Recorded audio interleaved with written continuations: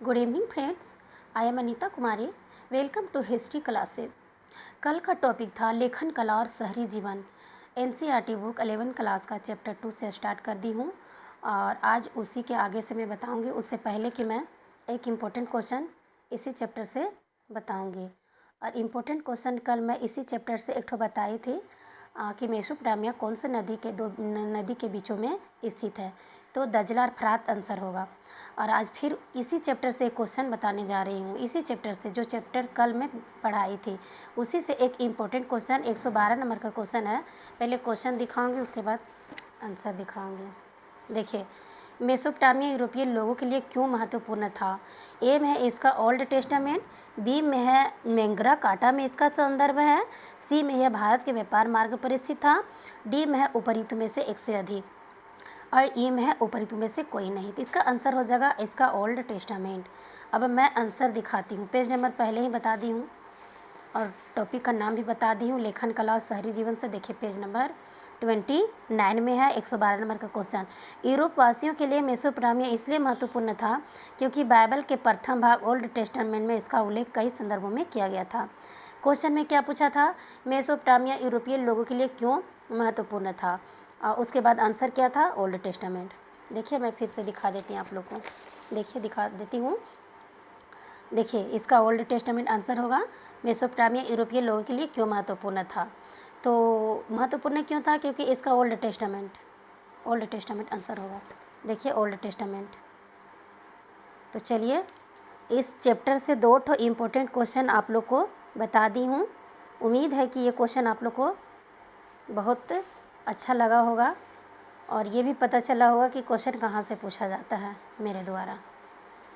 आज का टॉपिक है मेसोपोटामिया और उसका भूगोल। मेसोपोटामिया और उसका भूगोल। अब यहाँ समझते हैं। एक भौगोलिक विविधता का देश है इराक। इराक जो है भौगोलिक विविधता का देश है। इसके पूर्वोत्तर भाग में हरे भरे ऊंचे नीचे मैदान हैं जो धीरे धीरे वृक्षादित पर्वत श्रृंखला के रूप में फैलते गए हैं। साथ ही यहाँ स्वच्छ झरने तथा जंगली फूल है। कहने का तात्पर्य ये है कि मेसोपोटामिया का उसका जो भूगोल है, इराक में भौगोलिक विविधता का देश कहा जाता है।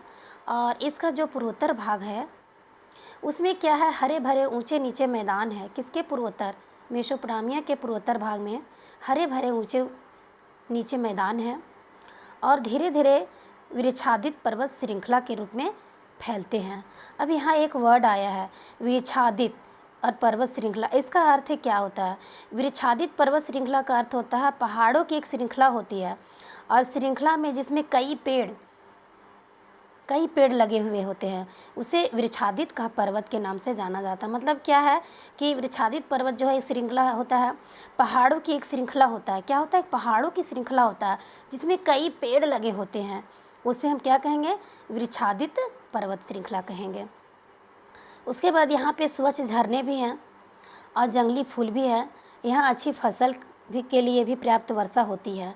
जहाँ पे वर्षा होगी वहाँ पे फल फूल और अच्छी फसल भी उपजेंगे।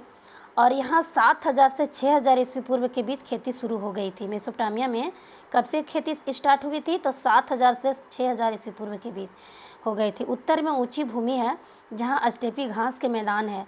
ये इम्पोर्टेंट क्वेश्चन है आपके लिए भी और मेरे लिए भी, आपके लिए भी और मेरे लिए भी। देखिए ये क्या है, उत्तर में ऊंची भूमि है जहाँ क्या मिलती है, स्टेपी घास के मैदान है। कहाँ पे, मेसोपोटामिया के उत्तर में क्या मिलती है, स्टेपी घास के मैदान। यहाँ पशुपालन खेती की तुलना में आजीविका का अधिक अच्छा साधन है। मतलब पशुपालन खेती की तुलना में आजीविका का अधिक अच्छा साधन है। सर्दियों की वर्षा के बाद भेड़ बकरियाँ यहाँ उगने वाली छोटी छोटी झाड़ियों और घास से अपना भरण पोषण करती है। वहाँ पे वर्षा भी ठीक से होती है, समय समय पे वर्षा भी होती है। उसके बाद मेसोपोटामिया में 7000 से 6000 ईस्वी पूर्व के बीच में खेती स्टार्ट हो गया। वहाँ पे क्या है, मेसोपोटामिया में क्या है कि उत्तर में स्टेपी घास के मैदान पाए जाते हैं। पशुपालन की खेती की तुलना में वहाँ पे क्या होता है कि आजीविका का अधिक अच्छा साधन होता है। सर्दियों के बाद में क्या होता है कि भेड़ बकरियाँ क्या होते हैं, जो छोटी छोटी घास और झाड़ियाँ होते हैं, अपना भरण पोषण के लिए वहाँ पे चरने के लिए जाते हैं। और पूर्व में क्या है, दजला की सहायक नदियाँ। पूर्व में क्या है, दजला की सहायक नदियाँ। ईरान के पहाड़ी प्रदेशों में जाने के लिए परिवहन का अच्छा साधन है। मतलब दजला में बताई ना, दजला और फरात के बीच में मेसोपोटामिया है बसा हुआ, और ईरान के पहाड़ी प्रदेशों में जाने के लिए परिवहन का अच्छा साधन है।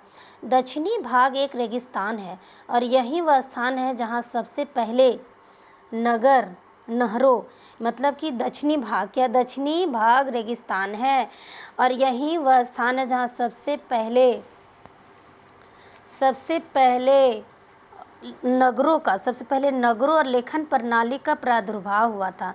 मतलब लेखन प्रणाली सबसे पहले कहाँ पे हुआ था, दक्षिणी भाग यानी मेसोपोटामिया के दक्षिणी भाग एक रेगिस्तान है, वहीं से उस स्थान से ही सबसे पहले नगरों के बारे में पता चला और लेखन प्रणाली का प्रादुर्भाव हुआ। नीचे देखिए कि इन रेगिस्तान में शहरों के लिए भरण पोषण का साधन बन सकने की क्षमता थी, क्योंकि फरात और दजला नाम की नदियाँ उत्तरी पहाड़ों से निकलकर अपने साथ उपजाऊ बारीकी मिट्टी लाती रही। जब इन नदियों में बाढ़ आती है अथवा जब इनके पानी को सिंचाई के लिए खेतों के लिए लाया जाता है, तब यह उपजाऊ मिट्टी वहाँ जमा हो जाती है। अब देखिए यहाँ पे कितना अच्छा लाइन लिखा हुआ है कि सबसे पहले अगर दक्षिणी भाग में एक रेगिस्तान है और यहीं से वह स्थान है जहाँ से सबसे पहले नगरों और लेखन प्रणाली का प्रादुर्भाव हुआ है।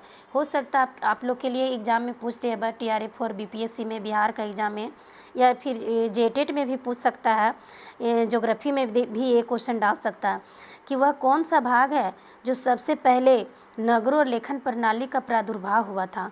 तो दक्षिणी भाग रेगिस्तान, किसका दक्षिणी भाग, मेसोपोटामिया का दक्षिणी भाग। और यहाँ पे क्या है कि शहर के लिए भरण पोषण का साधन अच्छा था।